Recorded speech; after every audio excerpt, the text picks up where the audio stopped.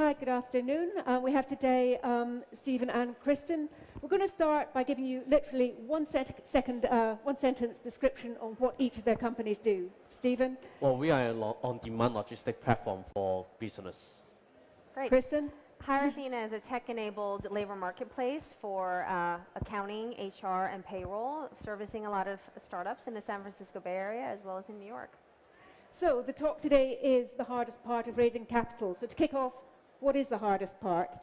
Well, the hardest part is you need to build a team, the product. At the same time, you need to pitch the investor that your company has been going to prove it with the KPIs, all these numbers, and then to sell the gym in the future. All this combined to a one single question, how you illustrate that as a story to investor. And the investor's mind change all the time. So in conclusion, the fluctuation on all these variable moving pieces, put it in together on the pitching process would be the hardest part. Right. Kristen? And at a tactical level, one of the hardest things to pull off is that as a founder, you don't want to prematurely dilute the value of your company. So you're raising capital about every 18 months, but market conditions don't always agree with you.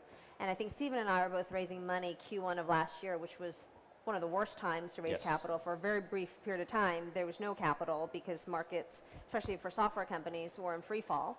And so there was no capital, and it was around that time that we decided as a team that we didn't want to be dependent on venture capital any longer, and we dramatically cut our burn so that we can get profitable within a 6 months time. And we've since then rebuilt the team that we cut from cash flow from operations. So we're independent of capital needs. And if we hadn't needed to do it, I don't think we would have done it. And we're obviously very glad for it that we're no longer dependent on venture capital.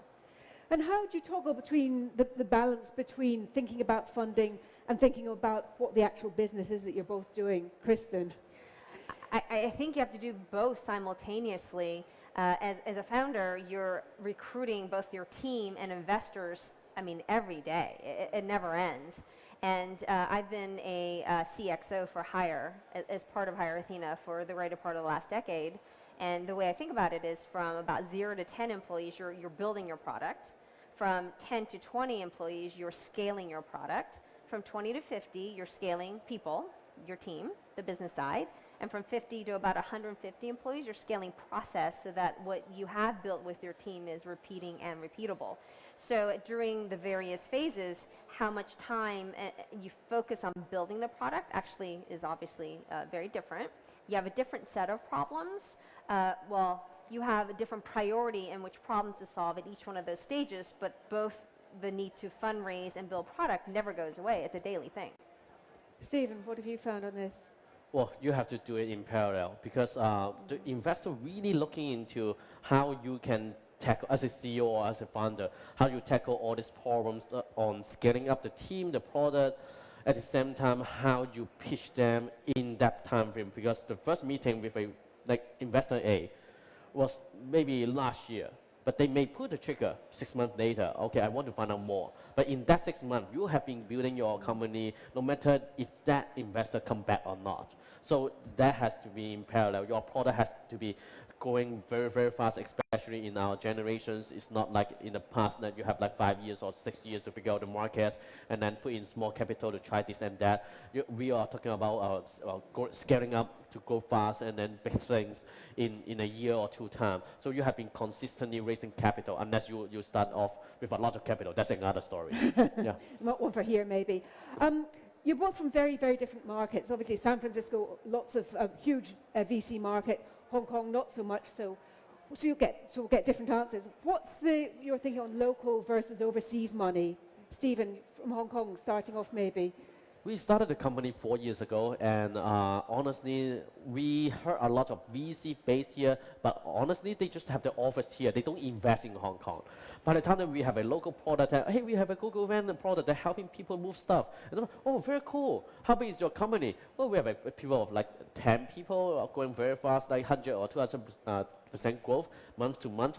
Oh, fantastic. So what's next? Okay, we want to win Hong Kong. Okay, they will say, okay, we don't like that story. Are you going to China?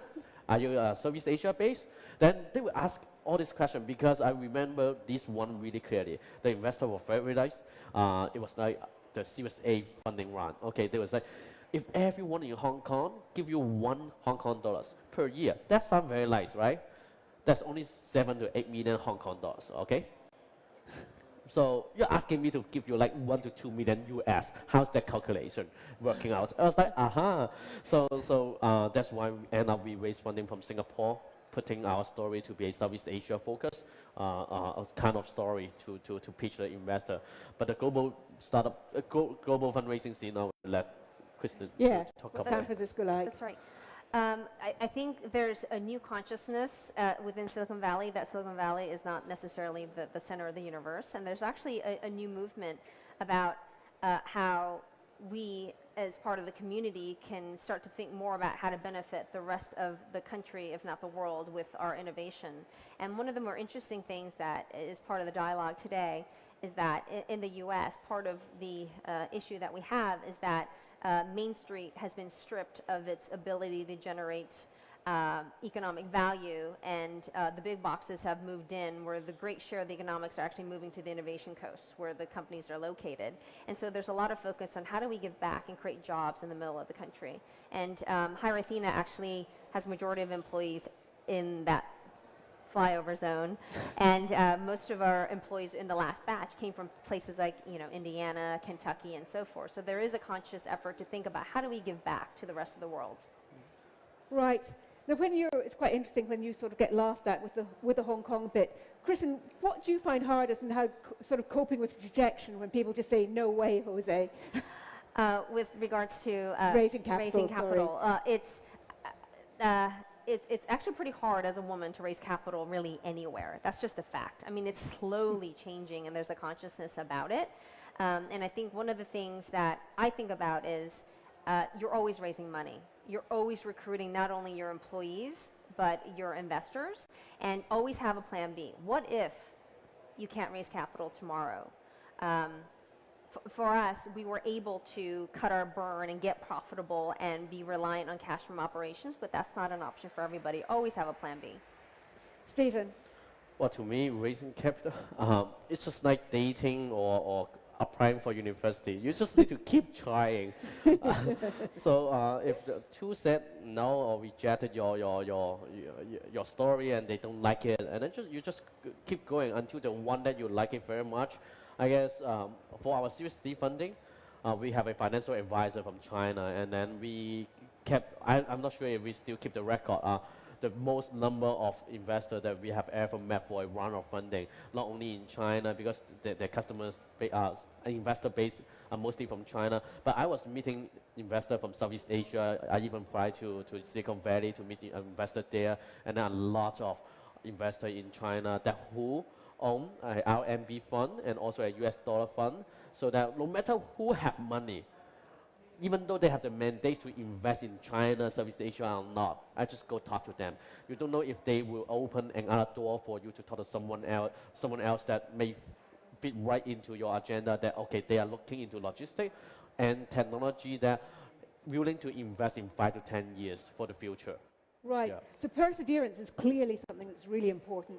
What are some of your other tips, Stephen first maybe, and then Kristen can chip in, about the sort of things that you absolutely need when you're going out with your begging bowl? You are the expert of your company. For us in GOGOVAN, I guess any founder, when they meet investor, they can tell a very appealing story that what we want to achieve in 5 to 10 years of time. And it's very clear, no matter if you put a gun on my head or like 300 million on the table, are you going to sell your company? Or what else would you want to do? Do you have any other business ideas? No. Laser focus. I just want to build this company, my company, to this level, and I need this X amount of dollar for me to do that. If you want to help me, thank you. If you don't, nice to meet you. I hope to catch up with you very soon. That's really, really important to have that focus as a founder or CEO. Without that, I guess the investor will ask, okay, why I need to give you the money? Right. You seems not figuring out what you want. I don't want to use my money to help you to figure out what you want. Right. Until you figure it out, you come talk to me again. So that's focus, very common. focus. Yeah. What else, Kristen, would you say is key? Well, I agree with Stephen that if you are not regularly being rejected often by investors, you're not out there and working and trying hard enough. It's important to keep in mind that a very important source of competitive reconnaissance is actually through investors, whether they're yours or not, because they see every deck that comes through. And I make an effort to talk to at least one investor every week, and I can probably be doing a better job of it. I mean, of course, there's not a limited time every day, but you must be out there talking to people who see 100, investment decks a week, because there's a lot of information to be harnessed and, processed. Right, right. I think at this point we might maybe open it up to questions from the floor, because I'm sure all of you in the audience have questions you'd like to ask Steve and Kristen. Perhaps this gentleman here. Thank you. We got a problem with the mic, or? Yeah, hi. I'm Jordan from Involve Asia, and I'm actually currently raising a round for my company as well. So the first question is probably for you guys, right? Like, how many VCs do you guys hit before you had a yes? At what point do you stop, right? Because I'm having my first term sheet right now. I'm actually still waiting on 2. Do I stop at 5, 10? Or hundreds maybe, right? I mean, you don't stop. I mean, Yes, you keep just don't iterating stop. on the story and the pitch, I mean, every day with every investor. If you should be tweaking your deck literally meeting after meeting, and you don't stop. Okay, so I agree mostly on that part, but one small part is you keep going until the time that you think you're spending too much on investor, but your company is suffering. Yes. Because whenever you're, I believe you are CEO or the co-founder of the company, right? So the co-founder or the founder of the company, when you put time in fundraising, that must be some area that you are missing or you are not focusing on. So if you have that feeling, I guess you need to ask yourself, okay, is a good time to spend a little bit more time on the product, on the team, or okay, it's not safe. I still need to ask for more money, more capital. Depends on your company nature, right? And my advice would be, don't stop until the money in the bank.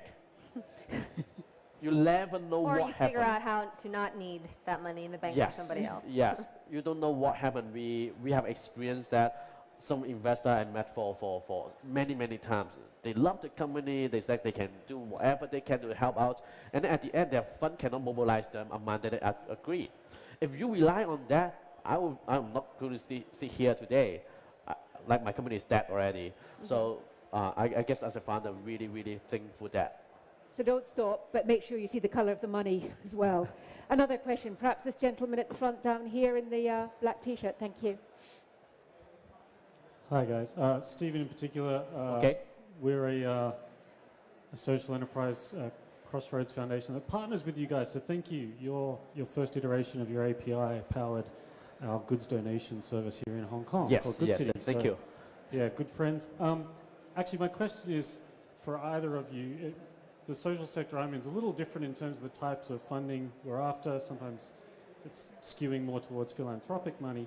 Nonetheless, are there any conditions under which, or any places you wouldn't receive money from? And I'm thinking particularly in terms of, are there categories of investor whose desire to meddle, if you will, in the products overshadows the value of their money? Or to put another spin on it, when pitching, will you write blank checks in terms of what you can deliver, or do you ever get your feet held to the fire down the track about what it is that you delivered with the money that you received? And you've literally got 20 seconds each to answer this. So go. Answer that really quick, I don't take money from investors that would tell me what your company should do. They can give me advice, but not tell me what to do. I spend like 24/7 to think how to run the company, but they always give me this advice by reading a news article. Hey, Stephen, you should do this, you should do this.